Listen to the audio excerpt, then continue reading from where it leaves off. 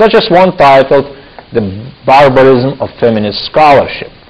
She was herself drawn into feminism in graduate school in the mid-70s, and now she writes, and I quote from her chapter in a book called "Second Thoughts, Former Radicals Look Back at the 60s.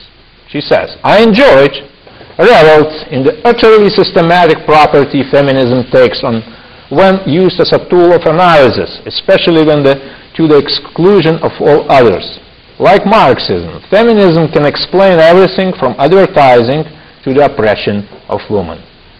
And then after just a couple of pages, on page 153 of that book, she says this, I quote, "Feminism rode into our cultural life on the coattails of the New Left, but by now it certainly deserves its own place in the halls of intellectual barbarism." Yes, I certainly agree with her and with Robert Bork that I quote from his book Slouching Towards Gomorrah, page 193, that radical feminism is the most destructive and fanatical movement to come down to us from the 60s. This is a revolutionary, not a reformist movement, and it is meeting with considerable success. Totalitarian in spirit, it is deeply antagonistic to traditional Western culture and proposes the complete restructuring of society, morality, and human nature.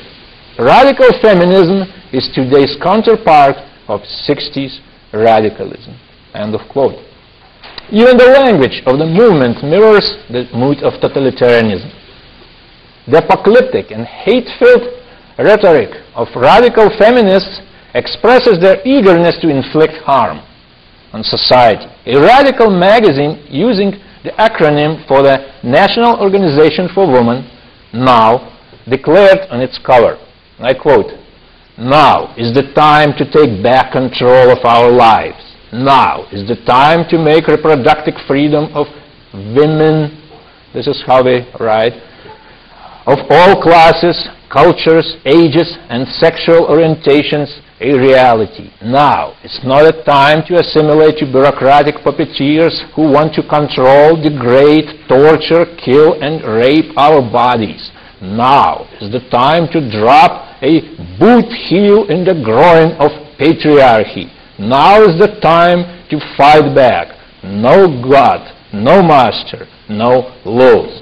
End of quote. And this is taken from article in Now magazine of May and June 1991 on page 1, titled "Profane Existence."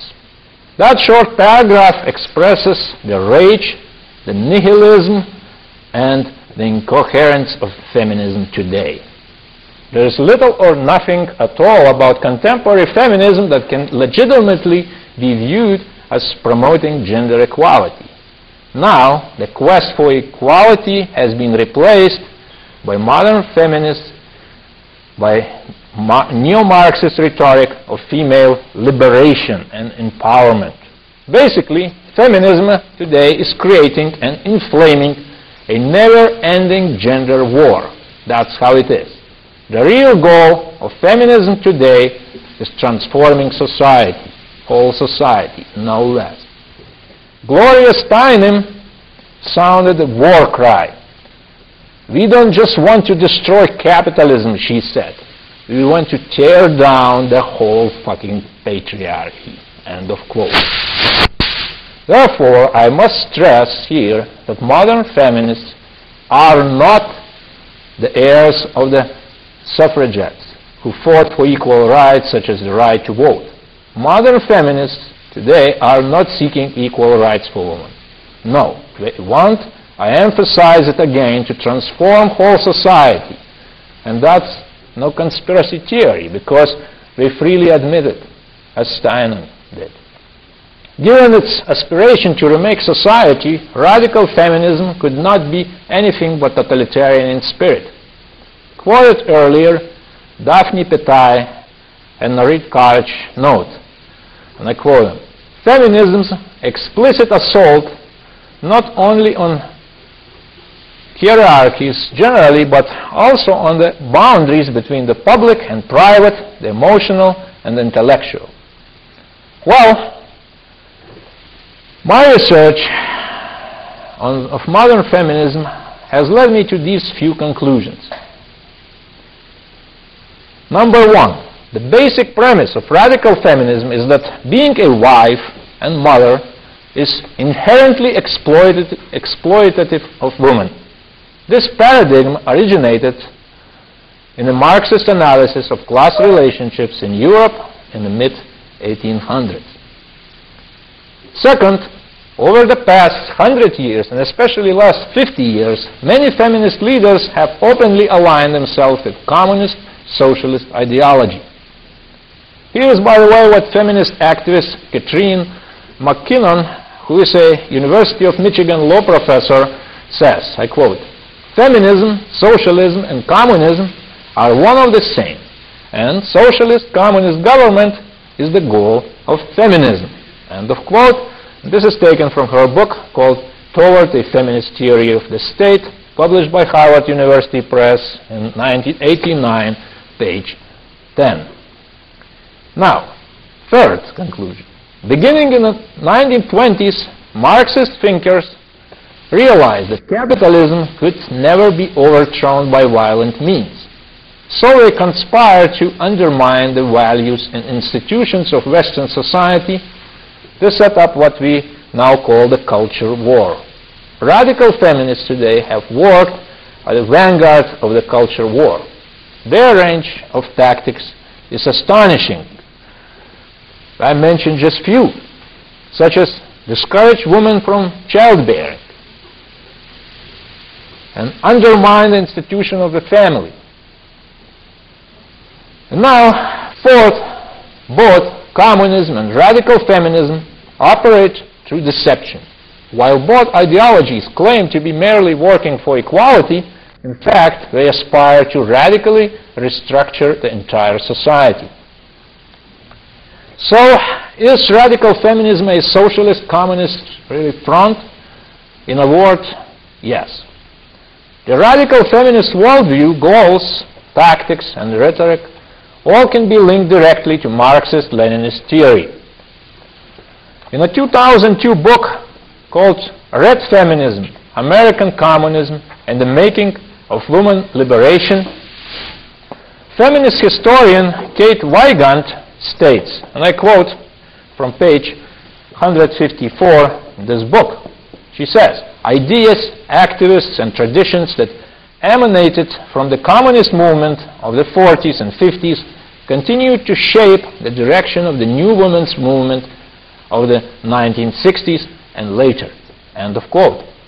And in her book, in this book, Kate Weigand makes also a startling admission on page 6, and I quote, "This book provides evidence to support the belief that at least some communists regarded the subversion of the gender system as an integral part of the larger fight to overturn capitalism,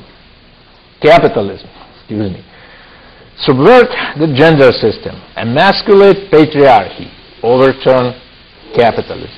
In fact, Weigand, a lecturer at Smith College in upstate New York, shows in this book that modern feminism is a direct outgrowth of American communism. There is nothing that feminists said or did in the 60s and up till now that wasn't prefigured in the Communist Party USA of the 1940s and 1950s. Many new wave feminist leaders themselves were so-called red diaper babies, the children of communists. Communists pioneered the political and cultural analysis of so-called women's oppression. They originated women's studies and forged key feminist concepts such as the personal is the political, and techniques such as consciousness raising. Communist women formalized the Marxist analysis of the so-called woman question. The books such as In Women's Defense, published in 1940 by Mary Inman, or A Century of Struggle, published in 1954 by Eleanor Flexner, and The Unfinished Revolution, published in 1962 by Eve Merriam, developed what is today called FemSpeak. For example, Mary Inman argued that manufactured femininity and overemphasis on beauty keeps women in subjugation. This is from her book, Century of Struggle, page 33. The founder of modern feminism, its matriarch, Betty Friedan, I will be talking about her in great detail next week, relied on these texts when she wrote The Feminine Mystique. And after that, airhead fellow Les 2 weeks ago argued that to talk about Hitler's Mein Kampf, there is no need to read Mein Kampf, so while I force myself, if I speak about feminism and Betty Friedan, so I have to read this book. And, well, it's torture, of course, but I have to do that if I want to speak about it. So this is what I'm doing right now. The marriage of Marxism and feminism, Heidi Hartman, who is the president of the Washington-based Institute for Women's Policy Research, famously argued in an essay written several decades ago. She said, the marriage of Marxism and feminism has been like the marriage of husband and wife depicted in English common law. Marxism and feminism are one, and that one is Marxism. The feminism and communism share a common origin, the Marxist creed. Even before Simone de Beauvoir had written her book, famous book, The Second Sex, in 1949, and Betty Friedan, The Feminine Mystique, in 1963, Friedrich Engels had written in 1884 that, I quote, "The reintegration of the whole female sex into the public industrial sector with children being raised by the state was a necessary condition for the liberation of women." Always mindful of the fact that women represented half of the population, Marx and Engels and their minions schemed to exploit their largely untapped labor.